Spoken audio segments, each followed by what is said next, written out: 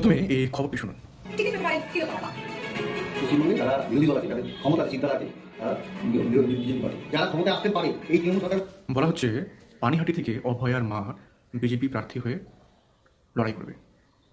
তার এই সিদ্ধান্তকে অনেকে সঠিক সিদ্ধান্ত মনে করছে, অনেকে বলছে এটা একেবারেই অন্যায় এইভাবে কোনো একটা নির্দিষ্ট রাজনৈতিক দলের হয়ে লড়াই করা। ক্ষমতা আছে তাদের সঙ্গে যুক্ত হয়ে এই তৃণমূল সরকার উদ্ধার করে আমরা ন্যায় বিচার যেমন চিনি আনছি এবং পশ্চিমবঙ্গের নারী সুরক্ষার যে জায়গাটা সেই জায়গাটা আশ্বস্ত করা এবং শিল্প উন্নয়ন এটা আমরা দেখেছি। দুঃখ তো ভেতরে আছে, যন্ত্রণা ভেতরে আছে, কিন্তু আরো সেই যন্ত্রণাটা এবার পশ্চিমবঙ্গের একজন বিশিষ্ট ডাক্তার নারায়ণ বন্দ্যোপাধ্যায় তিনি বলছেন যে সন্তানের যখন জ্বর সর্দি কাশি জন্ডিস হয়ে থেকে মা বাবা প্রচণ্ড দুশ্চিন্তায় পড়ে যায়, সেখানে অভয়ের মা বাবা তার মেয়েকে যেভাবে হারিয়েছে, যেভাবে নৃশংসভাবে তার মেয়ের হত্যা হয়েছে, খুন হয়েছে, ধর্ষিতা হয়েছে, সেই দিক দিয়ে তাদের এই সিদ্ধান্তকে বিবেচনা করা কি আমাদের স্বভাবায়? আমরা কি সেই জায়গায় তাদের সেই জায়গায় দাঁড়িয়ে আছি? তাদের পরিবারই ধ্বংস হয়েছে, সেই চিতায় কি আমরাও সেই চিতায় জ্বলছি? আপনারা কি বলবেন? আমি সেই জন্য কালকে ডিসাইড করেছি, আমি নিজেই ফোন করে জানিয়েছি যে আমি প্রার্থী হতে চাই।